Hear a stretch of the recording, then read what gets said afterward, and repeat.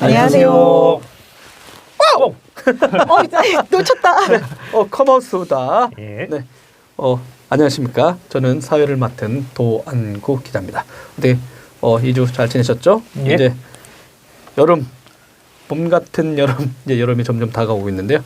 네, 뭐니뭐니 해도 봄철 되면 이게 모든 게 식욕 이런 거 늘어나시잖아요. 그래가지고 오늘은 또 13조 원의 혈투라고 해가지고 이게 식품과 아니, 식료품이라고 해야 되나요?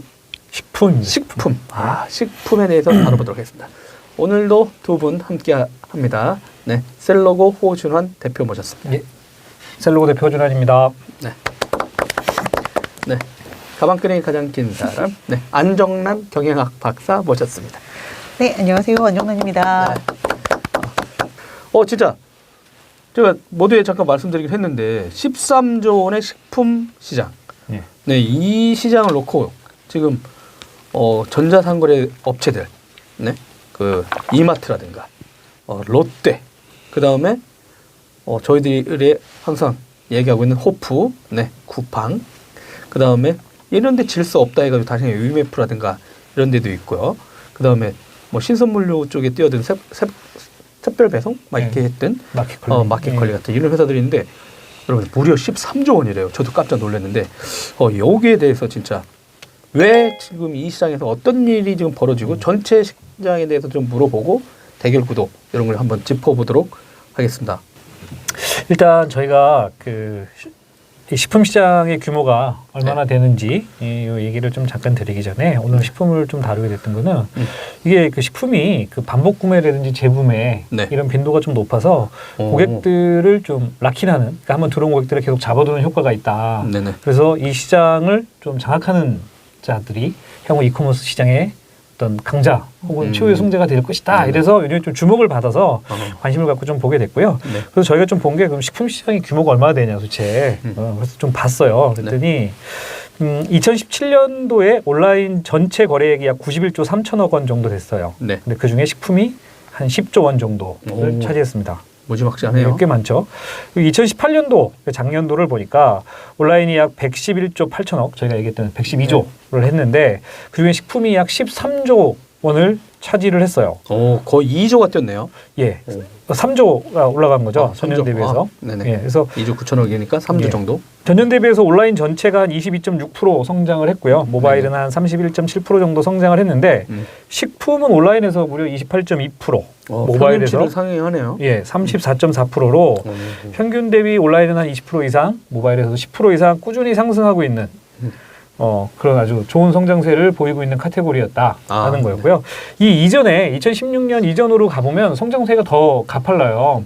네, 근데 이제 그 자료는 저희가 좀 인용하지 않은 게 2017년서부터는 그 전문 쇼핑몰들도 이제 그 조사 대상에 좀 포함이 되다 보니까 매출 규모가 조금 예전 거랑 지금 현재 갑자기 차이가 2017년 이후부터 좀 차이가 나서 통계청에서도 좀 구분을 하고 있었고 이전 거는 좀 뺐고요. 네. 그래서 이게 굉장히 좀 좋은 수치이긴 한데 네. 지금 지금 막 식품에 대해서 다루는 뭐 증권사 보고서들이든지 매체들이 이게 식품이 마치 무슨 대단한 새로운 블루오션인 것처럼 얘기를 하고 있지만 현재까지의 상황으로만 보면 뭐 대단한 블루오션은 아닌 것 같고요. 대신에 이제 블루오션으로 보고 있는 거예요? 네. 그 보고서. 아까 얘기했던 것처럼 여기서 이기면 이커머스 다 먹을 수 있다 막 이런 식으로. 13조 시장 먹고 네. 락인 효과가 매일매일 삼시세끼를 먹어야 되니까. 그렇죠. 그리고 다른 산업 분야까지도 이제 퍼져나갈 수 있는 네. 가능성이 높다고 생각은 그렇죠. 하는 거죠. 식품을 정기적으로 사다 보면 뭐 다른 것도 살 것이다 이래서.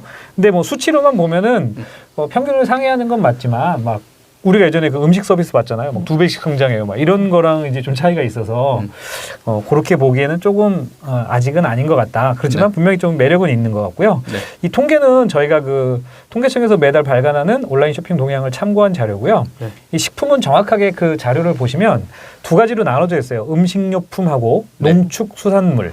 그래서 식품은 음식료품과 예. 농축산물. 직접 통계청에 전화하셨다고 합니다. 그래서 구분하기 위해서. 네.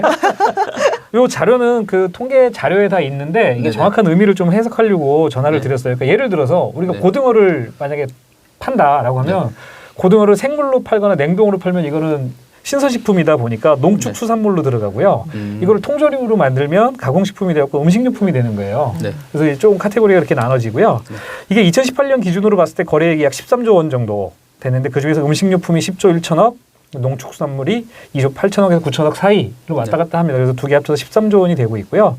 여기서 우리가 소매산업 전체로 봤을 때는 식품 산업에 우리가 온라인에서 분류하는 음식 서비스도 들어가요. 음식 서비스가 작년에 한 5조 3천억 정도가 됩니다. 그러니까 이렇게 합치면 한 18조 원 이상이 되는 꽤 큰 규모의 시장이 음식 서비스를 포함한 식품 산업이어서 네. 아마 향후에 좀 관심 있게 좀 볼 만한 카테고리는 맞다라고 생각을 했고요. 네. 이거를 이제 아까 제가 말씀드렸던 것처럼 전체 소매 시장이랑 좀 비교를 해봐서 그러면 정말로 아직도 성장 가능성이 더 많이 있느냐? 네. 그러니까 물론 아까 얘기했던 것처럼 온라인에서도 평균 이상 상회하고 있지만 시장 전체에서는 어떠냐도 한번 좀 봤어요. 그래서 봤더니 전체 소매 시장이 저희가 예전에 한번 이 방송에서 말씀을 드렸는데 2018년도 전체 소매 시장 규모가 약 464조 9,900억. 이 중에서 식품이 약 109조 5천억이에요. 그래서 한 23% 정도를 차지하고 있습니다. 식품이 전체 소매 많이 중에서. 차지하네요, 진짜. 예, 뭐 먹는 거 우습게 알았다가 안 되겠네. 예. 먹고 살아야 되니까요. 외식도 하고 뭐 집에서 그렇죠. 뭐 사다도 먹고 뭐 밥도 해야 되고 여러 가지가 많으니까 그런 거 같고요. 네. 그다음에 이제 온라인 시장이 111조 8,900억에서 식품이 아까 얘기했던 식품 음식 서비스까지 들어가면은 약 18조 3천억으로 16.3% 정도를 차지해요. 네. 그러니까 여기서 갭이 한 7% 정도가 나요. 6점 몇 프로 정도가 나고요. 네. 전체 전체 소매 시장에서 온라인이 차지하는 비중이 24%인데 반해서 음식 부분은 전체 음식 소매 산업에서 랑 온라인 음식 부분을 비교했을 때는 16.7%를 차지하고 있어서 7% 갭이 여기서도 나거든요. 그래서 약 7% 정도는 더 성장할 가능성이 있다라고 보고 있는 거예요. 이 갭 7%를 만약에 메꾼다라고 하면 음식 산업, 음식 카테고리 분야가 더 빨리 식품 산업이 더 빨리 온라인에서 성장할 수 있지 않을까라고 생각을 해서 아마 요 시장에 대한 관심들이 더 커지지 않을까라고 생각을 하고 있습니다. 시장 규모는 그래서 뭐 지금 말씀드린 것 같이 이런 정도. 그 안박사고 보시기에도 이게 뭐 좋은 시장이냐? 시장은 진짜 크고 경쟁을 하는데 이게 괜찮은 시장이 있는 건지. 그러니까 저희가 아까 이제 초반에 살짝 얘기를 했지만 어쨌든 모든 사람들이 다 먹고 사는 문제가 걸려 있는 그렇죠. 이야기고 이걸 뭐 오프라인으로 가서 사든 온라인으로 사든 모바일로 사든 어떻든지 간에 저희가 식료품을 사서 소비를 해야 되기 때문에 절대적으로 필요한 시장이라는 건 맞는 것 같고요. 그런데 지금 보면 보고서나 기사나 아니면 뭐 이런 자료들 올라오는 거 보면 조금 너무 과하게 과하게 지금 이렇게 식품 시장만을 노리는 것이 아닌가라는 생각은 좀 지울 수는 없어요. 왜냐하면 지금 이게 이제 신선식품 배송과 새벽 배송과 이런 게 같이 맞물려가면서 지금 일어나는 이슈행인 것 같기는 하거든요. 그래서 실제로 아까 얘기하신 그 7%의 갭을 사람들이 이걸 다 온라인으로 메꿀 거냐 아니면 신선식품 같은 경우는 특히나 야채나 뭐 생선이나 고기는 그래도 오히려 좀 나은 것 같은데 야채나 생선 같은 경우도까지도 정말 배송받아서 할 거냐. 특히나 뭐 파 같은 거, 양파 같은 거는 배송이 가능하지만 정말 푸성귀들도 배송받아서 이제 먹기 시작할 거냐 이런 이슈들이 아직도 존재하기 때문에 좀 그런 것도 있을 것 같고 대신에 이제 저희가 옛날에 오프라인에서 저희가 마트를 가서 물건을 구매했던 걸 생각을 해보면 마트는 가면 식료품만 사지는 않잖아요. 그렇죠. 저희가 신선식품도 사고 식료품도 사고 그리고 뭐 아기들이 있으면 아기용품도 사고 뭐 이런 식으로 이제 카테고리가 굉장히 확장되어 가고 있는 그런 게 많은 반면에 사실 온라인에서 식료품을 산다? 참치캔을 산다. 그럼 참치캔을 사고 나오고 혹은 쌀을 산다. 그럼 쌀을 사고 나오는 그런 구조거든요. 그러니까 마트에서 마트를 오프라인에서 방문하는 것처럼 이게 카테고리가 점점 넓어질 것이냐 아니면 그냥 그 안에서 머무를 것이냐에 따라서도 또 성장률은 달라질 것 같아요. 그러니까 고려해야 되는 요소가 되게 많은 거죠. 그리고 진짜 오프라인에 가면은 항상 과하게 소비하지 않습니까? 그렇죠. 그렇죠. 저도 어저께 애가 자꾸 아이스크림을 사라고 그래가지고 아이스크림을 사러 갔다가 모르고 나오는데 너무 많은 걸 담겨져 있는 거야. 근데 그러니까 오프라인 약간 그런 게 있잖아요. 눈에 보이면. 근데 온라인에는 약간 안 그럴 확률이 높죠. 상황상. 온라인은 보통 가면, 그러니까 뭐 쇼핑하시는 분들의 뭐 이런 행동이 다 다르겠지만 보통은 스팸이 떨어졌다. 그럼 스팸을 사러 가지. 오늘은 식료품이 없으니까 다 같이 한번 구경을 하러 가자. 이런 느낌은 조금 없는 것 같고요. 오늘 저희 아까 원피디님이랑도 얘기를 했지만 마트는 사실은 확실히 특히나 아이 있는 집에서는 체험 공간이 훨씬 더 체험 공간으로서의 활용도가 훨씬 높기 때문에 더 많은 것을 보고 더 많은 것을 픽업을 하고 그렇기 때문에 이제 장바구니가 점점 무거워지는 약간 이런 효과도 있기는 있는 것 같아요. 그런 것 같아요. 그러니까 이제 우리가 통계들을 보면 네. 미국에서도 아직 아마존 프라임 회원들 중에서 네. 식료품을 꾸준히 구매하는 고객이 18% 정도밖에 안 된다는 설문조사가 있었다고 그러더라고요. 네. 그러니까 이 식품이 가지고 있는 어떤 특성이 있는 거 아닌가. 보고 사고 좀 그래도 뭐 특히 이제 야채, 과일, 생선 이런 것들은 내가 고르고 싶은 욕구들이 있거든요. 왜냐하면 그 중에서도 또 양품이 있을 수 있고 조금 이제 퀄리티가 떨어지는 것들이 있을 수 있기 때문에 내가 조금 직접 그 개입하고 싶어하는 소비자들의 욕구가 있는데 온라인에서는 그게 안 되잖아요. 바나나를 시키면 누군가 피킹해서 패킹하는 사람이 주는 거를 내가 받는 거지 내가 고르는 그렇죠. 게 아니다 보니까 배반당했다는 느낌이 있다고 하더라고요. 아니 왜냐면 과일 같은 것도 네. 샀는데 자기가 원했던 게 아닐 경우. 근데 직접 내가 이렇게 만든 건 뭐라고 욕할 사람이 없잖아. 그렇죠. 내가 선택했으니까요. 네. 쌓아놓은 거니까. 네. 근데 요거는 아니 보내줬는데 왜 이 사람이 그렇죠. 나를 막 약간 그 느낌이 좀 다르다고 하더라고요. 네, 그래서 좀 그런 면에서의 좀 약점들이 혹시 있는 거 아니냐. 그래서 이 7%의 약간 갭이 존재해서 그게 어떻게 보면 무한한 가능성으로도 보이지만 반대로 보면 이게 원래 시장의 한계 아니야? 이렇게 볼 수도 따라잡을 있는. 수 없는 갭이 될 네. 수도 있죠. 그래서 뭐 그런 고민이 좀 있었어요. 근데 이제 대신에 우리 아까 안박사랑도 좀 많이 얘기를 했었는데 그럼 네.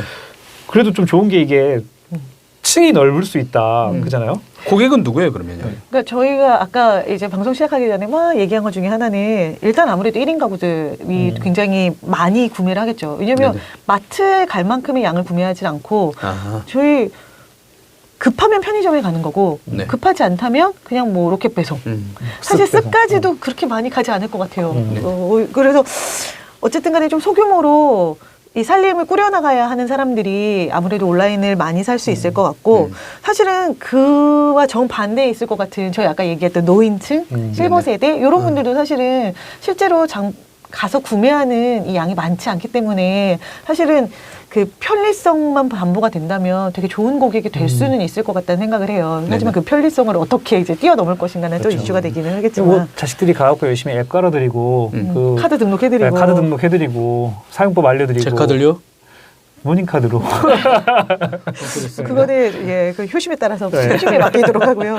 그리고는 이제 가장 아무래도 큰 고객은 네. 주부뿐만 아니라 이제 요즘에는 주부라고 하면 큰일 나니까 이제 살림하는 전반의 모든 사람들, 그러니까 남성이 됐든 여성이 됐든, 예, 그래서 이 요즘에는 쇼핑을 하러 가는 것 자체가 하나의 노동이기 때문에 그런 뭐 쇼핑할 시간도 없고 뭐 마트에 문연 시간에 갈 수 있는 사람들이 그렇게 많지 않아서 그런 사람들도 많이 하고 그런 거는 충분히 예측이 가능하지만 제가 애를 낳아보니 애를 안고 아무 데도 갈 수가 없어요. 그렇죠. 그래서 저희 집 앞에는 늘 택배 박스가 이만큼씩 쌓여 있거든요. 전 일도 하고 애도 있으니까. 그렇죠. 예, 그래서 저 같은 사람들은 아주 그냥 충성 고객이죠. 근데 그런 것 같아요. 지금 이제 말씀하신 것들을 쭉 들어보면 이게 이제 사는 거를 보면 대충 그 가족 구성원이 파악이 될 것 같아요. 뭘 그렇죠. 사는지에 따라서. 그쪽 네. 고객들 입장에서 보면. 심지어 먹는 거는 그 우리가 막 그 사람이 뭘 먹는지 보면 그 사람을 알 수 있다 이런 얘기들도 많은 것처럼 그 가족의 어떤 라이프 스타일도 파악이 되는 그럼요. 상황이어서 식품이라든지 생활에서 쓰는 가정 소모품을 뭘 쓰는지를 보면 이거는 뭔가 예측을 하는 데이터를 만들 수 있지 않을까. 제가 볼 때는 대략 그런 면에서 더 관심 있게 봐야 될 것 같아요. 그리고 저희들처럼 이제 요리를 잘 못하는 사람들 있잖아요. 네. 그러니까 자취생이긴 한데 할 줄 알아. 근데 그 입맛이 까다롭진 않아요. 저희 가족들이. 근데 일단 제가 해주는 걸 좋아해. 그러면 딱 정해져 있어요. 사는 게. 아니, 조개 같은 거 사고 뭐 사고 딱 그래서 이제 딱 정해진 것 같아요. 무슨 품목 이제 표준 품목 같은 거 있잖아요. 그것만 있으면 일주일 난다 이런 거 있잖아요. 그러니까 이건 뭐 우리가 사보면 특히 마트에서 장 보면 막 새롭고 막 다양을 사는 건 아니잖아요. 늘 일단 패턴적으로 반복적으로 사다 보니까. 가던 마트에는 늘 어디서 무엇을 사고 그렇죠. 딱딱 정해져 그렇죠. 있죠. 그래서 그런 거 보면 뭐 일단은 대략적으로 이제 연령대가 나올 수가 있겠고 그다음에 가족의 구성원 뭐 1인 가족인지 다인 구성인지 뭐 이런 것도 나올 수가 있겠고 그다음에는 이 사람들이 어떤 거를 좋아하니 어떤 걸 밀어줘야겠구나 하는 그렇죠. 푸시 품목이 이제 나올 수가 있겠고 그러니까 다양하게 이제 기본적으로는 마케팅적인 품목 마케팅적인 영역에서 이 데이터를 활용을 하시기도 하겠지만 요즘에는 또 서브스크립션을 워낙 많이들 하시니까 이제 그때마다 네가 2주에 한 번씩 생수를 했구나. 그럼 내가 2주쯤 됐을 때 한 15일쯤 됐을 때 내가 너한테 한 번 더 푸시해 줄게. 뭐 이런 식으로 이런 서브스크립션 관련한 데이터도 많이 사용하실 것 같고 되게 다양하게 이 데이터를 활용할 수 있다는 게 사실은 되게 큰 도움이 될 것 같아요. 어차피 로그인돼서 사러 들어가니까 이분들이 샀던 뭐 오프라인 매장에서는 거의 못 하는 거니까 온 거는 아는데 온 걸 확인할 수는 없잖아요. 어느 전화로 스마트폰에 들어온 거 말고는. 근데 여기는 이미 구매 내력이 있고 그러니까 어느 주기적으로 이쪽으로 사고 있다고 좀 분석을 하면 데이터 팀들이 좀 분석을 하면 그러면 거기에 맞게 알고리즘을 짜놓으면 대략 이런 품목이 반복되느냐 그 구매 주기라든가 이런 걸 보고 나서 푸시해 줄 수도 있고. 근데 그래서 뭐 아까 이제 이런 데이터적인 면에서 장점이 생겨서 락인 네네. 효과뿐 아니라 카테고리 확장이 가능할 것이다라고 얘기를 했지만 또 이제 안 박사가 아까 프로쇼퍼 입장에서 얘기를 들어보면 그 뭐 쿠팡이나 이마트가 반찬 잘 갖다 주고 식품 잘 보내준다고 해서 내가 거기서 옷을 살 거냐 가전을 살 거냐 이거는 조금 다른 문제인 것 같다. 왜냐하면 다른 데는 안 가잖아요. 그래도 네이버라는 너무 편리한 도구가 있어서 이마트에서 예를 들어갖고 당신네 아기가 이만큼 나이가 됐으니까 이런 예쁜 옷이 새로 나왔어요. 이렇게 보내주면 그거 네이버에 가서 찾아볼 가능성이 그래서 최저가를 구매한다거나 아니면 내가 뭐 또 예를 들어서 식품은 이마트에서 정기적으로 사고 있지만 G마켓의 어떤 멤버십이어서 G마켓에서 쿠폰 많이 주면 그 상품은 G마켓 가서 살 수도 있는 뭐 이런 어떠한 상황이 되는 것도 아닌가. 그래서 이게 락인 효과라는 것들을 조금 지금 예측하기는 조금 어려울 것 같고 좀 더 봐야 될까? 뭐 이런 아까 얘기들을 했었죠. 그죠? 그러니까 오프라인 마켓이랑은 정말 다른 게 오프라인 마켓은 집에 가까운 곳에 가게 되어 있어요. 그렇죠, 그러니까 그렇죠. 가서 늘 그걸 사게 되어 있어요. 그런데 온라인 마켓은 사실 거리나 이런 게 아무런 상관이 없기 때문에 그냥 사야 되는 품목은 정해져 있고 그러면 쿠폰 주는 데 가서 사고 혹은 뭐 배송 빠른 데 가서 사고 뭐 이런 식으로 얼마든지 사실은 변경이 가능하기 때문에 정말 이게 락인 효과가 있느냐에 대한 거는 아까도 저희가 계속 이슈가 있기는 했었죠. 저는 좀 약간 이제 다르게 생각하는데 그 연령대에 따라 락인 효과가 있을 것 같아요. 왜냐면 제가 이제 와이프의 행동 패턴을 봐도 와이프는 그냥 자기가 마일리지에 오늘 밀려고 특정 한 쇼핑몰을 써요. 근데 저희가 여러분들하고 이렇게 방송을 하다 보니까 별의별 쇼핑몰이 다 있지 않습니까? 네. 그러니까 상상할 수 없는 쇼핑이 이렇게 많은 줄 저 처음 알았어요. 저는 2000년대 담당 기자였는데 그것만 알아. 그다음부터 확정이 안 됐어요. 그리고 쇼핑을 잘 안 해. 와이프가 다 하니까. 그리고 대신 그냥 동네 이마트에 처음에는 애들. 어렸을 때 애들은 거기 갔더니 좋아하는 거죠. 아까 말한 대로 이거 물건 사러 가는 게 아니라 놀이터. 신기한 거. 부모님들하고 가면 빡 하고 장난감도 있고. 놀이터로 보니까 이제 걔들은 쇼핑이 그렇죠, 이마트였죠, 그렇죠. 실제는. 전 그렇게 생각하거든요. 근데 걔들 컸는데 가져가면 짐 들어오니까 안 가. 근데 어느 정도 연배가 된 사람들은 다양하게를 오히려 다양성은 점점 줄어드는 것 같아요. 그렇죠. 근데 만약 지금 20대 이거 극단적으로 할 수는 없는데 밀레니얼 세대라든가 여성분들은 좀 여성분들 중에 뭐 한 40대 언더라고 볼 수 있을까? 그냥 제가 보기엔 그분들은 거의 익숙한 거예요 지금. 그러니까 아까 개별적이었던 거 있잖아요.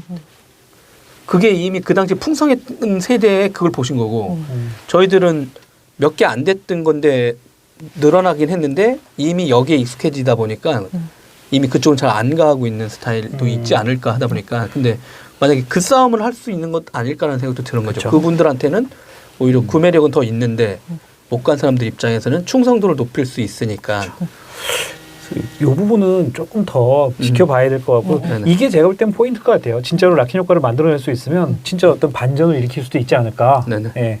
특히 이제 조금 밀리고 있어서 이 시장에서 반전을 노리고 있는 이마트나 이제 SSG닷컴이죠. 롯데 뭐 이런 입장에서는 네. 정말로 좀 한번 승부를 걸어보고 싶어 할 것도 같아요.